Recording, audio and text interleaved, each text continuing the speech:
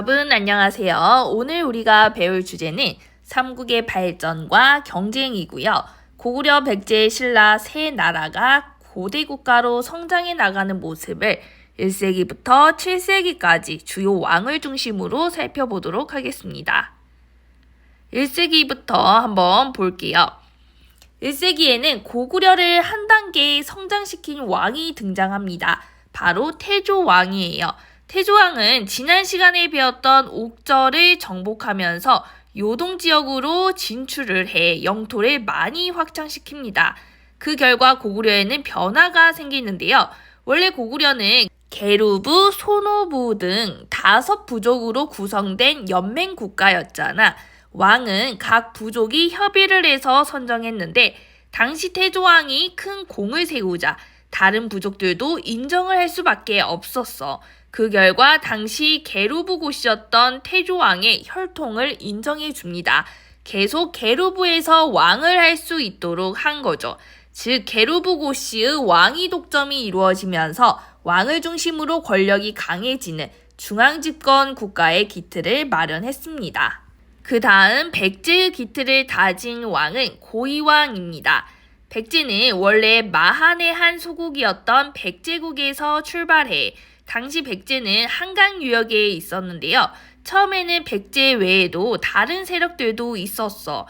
그런데 고이왕 때 한강 유역에 있던 여러 세력들을 정리하고 한강을 장악하게 됩니다. 당시 한강은 새로운 문물을 받아들이기도 좋았고 적을 막기에도 유리하고 농사를 짓기도 좋은 곳이라 굉장히 메리트가 많은 곳이었는데 백제가 가장 먼저 차지하게 된 거지. 게다가 율령이라고 부르는 체제를 정비해 나갔는데요.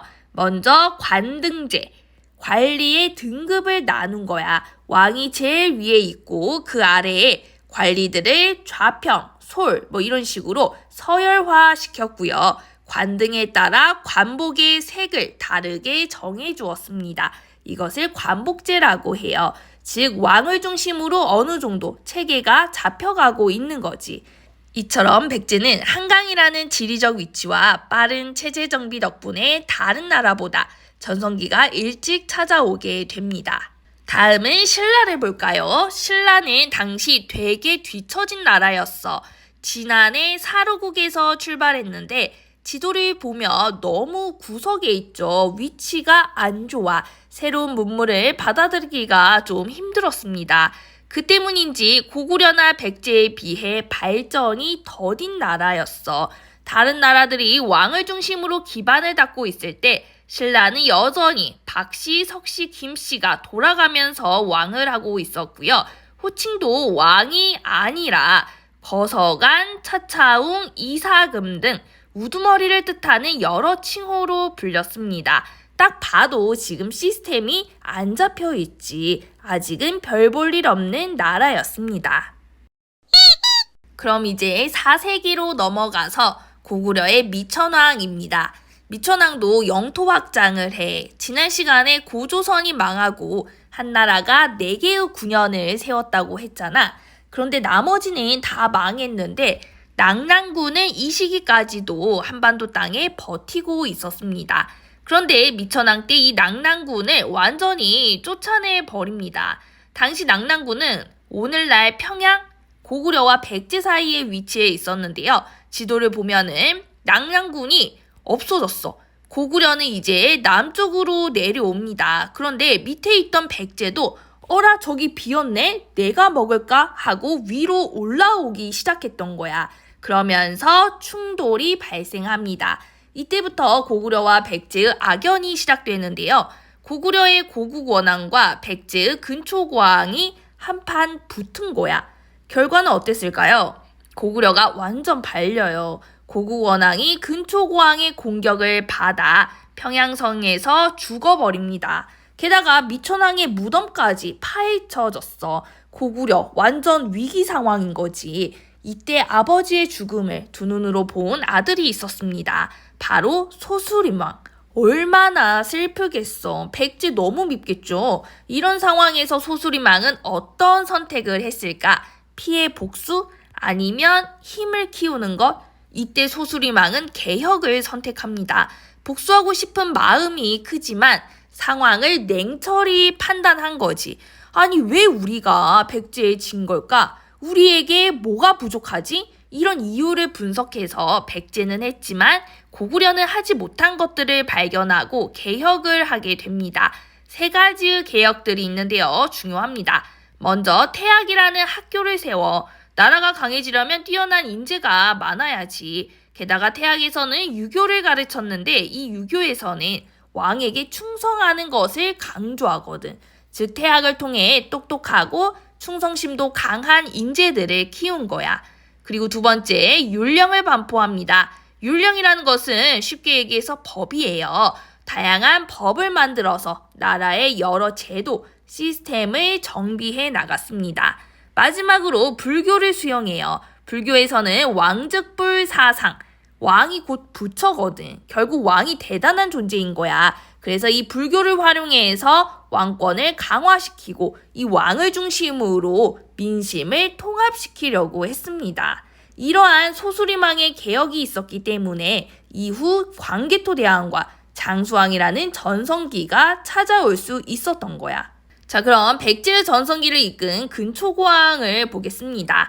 지도를 보면 남쪽으로는 마한의 남은 세력들을 완벽하게 정리를 했고요. 위로는 고구려를 공격해서 고국 원왕을 죽였지. 그리고 중국의 동진, 일본의 규슈까지 여러 지역으로 진출해 교류를 했던 왕입니다. 그리고 왕위의 부자 상속도 이때 이루어져 왕위 세습까지 강력한 왕권을 구축했던 것이 4세기 백제의 전성기였습니다. 자, 그럼 신라는 어땠을까요? 뇌물 마립간을 볼게요. 아직도 칭호가 왕이 아니죠. 마립간이라 불렸습니다. 특히 4세기 말에는 외가 쳐들어오면서 신라의 위기가 찾아왔는데요. 망하기 일보 직전이었어. 그런데 이때 신라는 고구려의 광개토대왕에게 도움을 요청했습니다. 그러자 광개토대왕이 도와줘 외를 막아내는데 성공해요. 그 덕에 왜군도 몰아내고 가야로 영토를 확장하기도 합니다. 그 결과 당시 김씨였던 뇌물마립간 집단이 큰 지지를 받게 되고 이때부터 김씨가 왕위를 독점할 수 있게 됩니다. 하지만 이 사건으로 신라는 고구려의 간섭을 많이 받게 되고 고구려의 충성을 외치며 눈치를 볼 수밖에 없었어요. 자, 이것을 보여주는 대표적인 유물이 호명 그릇입니다. 이 그릇은 신라 왕의 무덤에서 나온 건데 밑바닥을 보니까 글씨가 쓰여 있는 거야. 뭐라고 쓰여 있냐면 광개토 지호태왕. 광개토대왕의 이름이 딱 적혀 있는 거지. 그만큼 고구려의 영향력이 강했다는 것을 보여줍니다. 자, 그 다음은 가야를 볼게요. 처음 가야 연맹을 이끌었던 나라는 김해의 금관가야였어. 가야는 철이 풍부해 주변 나라에 수출을 많이 하기도 했고요. 벼농사가 발달했던 곳이었습니다. 하지만 광개토대왕의 침입을 받게 된 거예요. 아까 신라에 쳐들어왔던 외를 광개토대왕이 물리쳤다고 했잖아. 그런데 그때 외인들이 금관가야로 도망을 가거든. 그러자 광개토대왕이 금관가야까지 내려와 공격을 했고요. 그 과정에서 금관가야도 피해를 본 거예요. 그 결과 금관가야는 쇠퇴하게 되고 주도권이 내륙의 대가야로 바뀌게 됩니다. 이제 5세기의 모습을 볼게요. 소수리망의 개혁을 통해 성장의 기반을 닦아나간 고구려는 5세기의 전성기를 맞이합니다. 이때의 고구려 왕이 굉장히 유명한 광개토 대왕입니다. 이 왕은 이름부터 영토를 넓게 개척했던 큰 왕이라는 의미를 담고 있어 그만큼 영토를 크게 확장시켰던 왕이었습니다. 주로 북쪽으로 영토를 넓혀 요동과 만주를 장악했고요. 아래로는 한강 이북까지 영토를 확장시켰습니다. 그리고 신라를 도와 외를 물리치기도 했고요. 이 과정에서 가야를 공격하기도 했죠. 이렇게 고구려가 잘 나가자 황제의 상징인 연호를 사용하기도 합니다. 광개토대왕 때의 연호는 영락이었는데요. 이러한 연호 사용은 당시 고구려가 중국과 대등한 강한 나라라고 생각했다는 의미라고 볼 수가 있어요. 하지만 광개토대왕은 젊은 나이에 죽게 되고 뒤를 이어 장수왕이 등장합니다. 장수왕도 아버지의 뒤를 이어 영토를 확장시켜 아버지인 광개토 대왕이 주로 북쪽으로 확장을 시켰기 때문에 장수왕은 남쪽의 땅을 노렸습니다.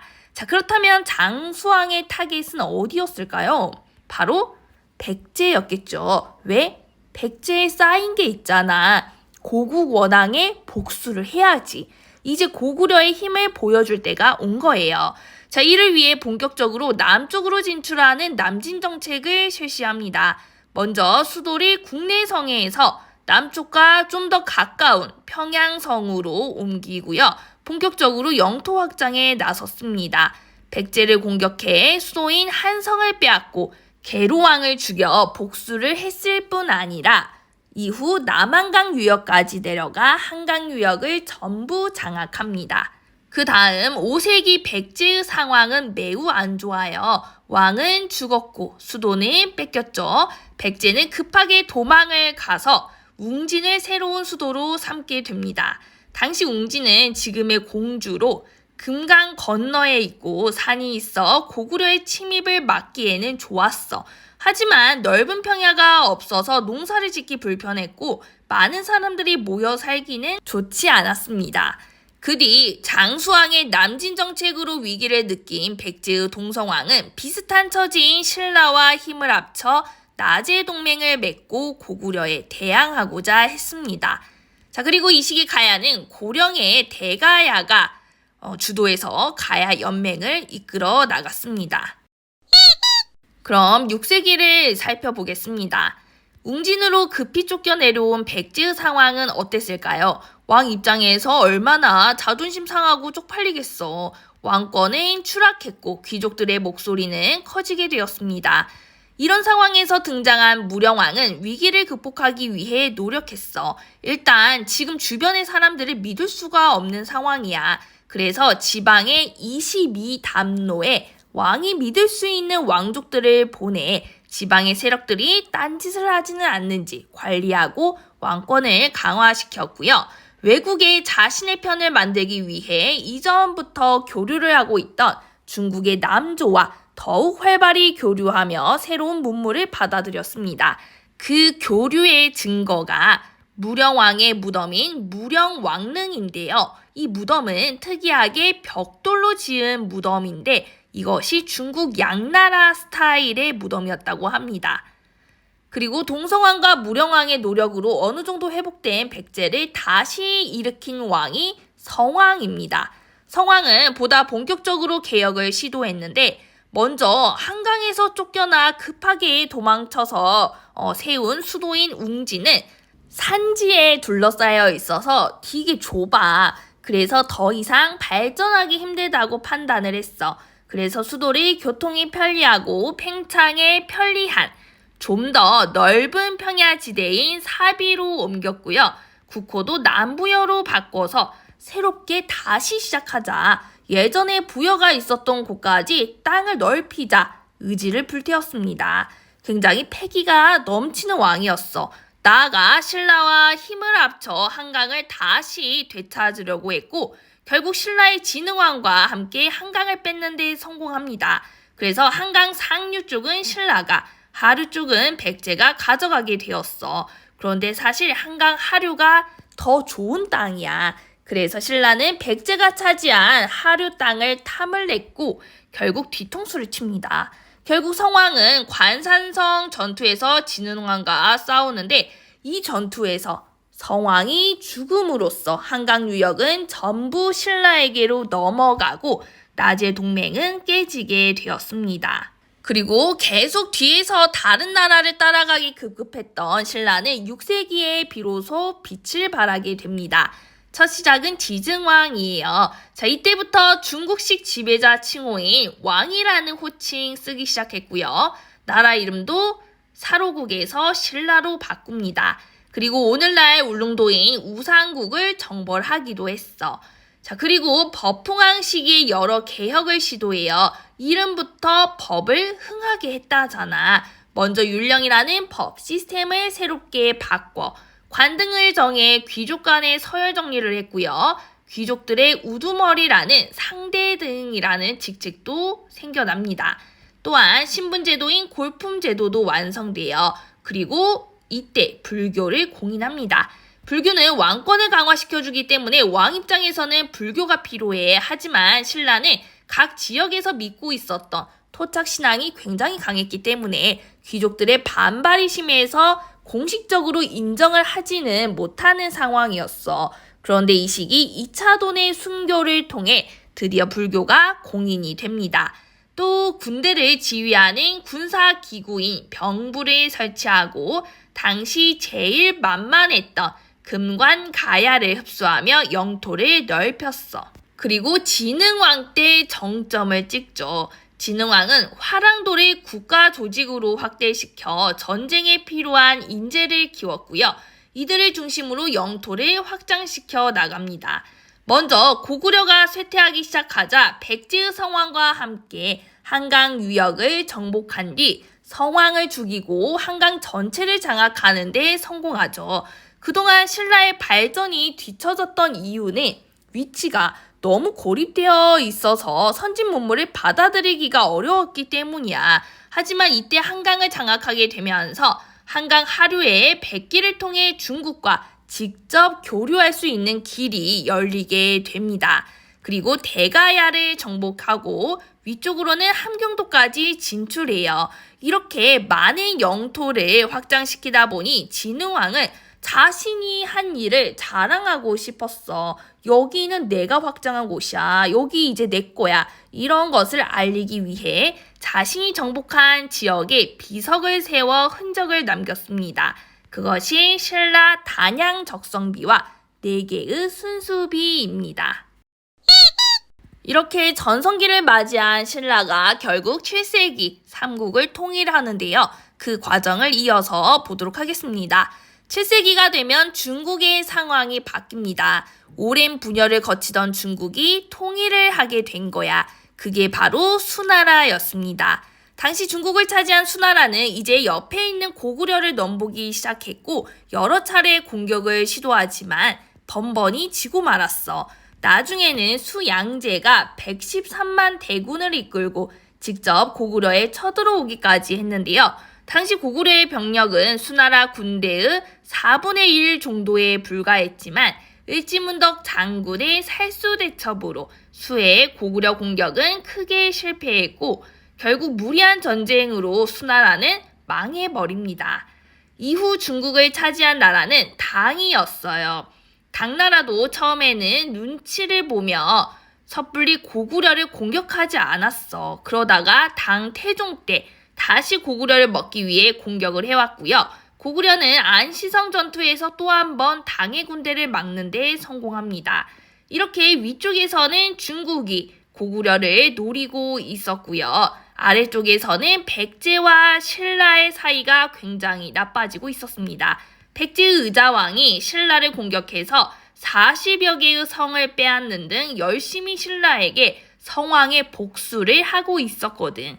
특히 이 과정에서 신라 김춘추의 딸과 사위가 죽기까지 하면서 김춘추의 분노와 슬픔이 극에 달했다고 해요. 신라 입장에서는 굉장히 위태로운 상황이죠. 그러자 이를 해결하기 위해 신라의 김춘추는 도움을 요청하러 고구려에 갑니다.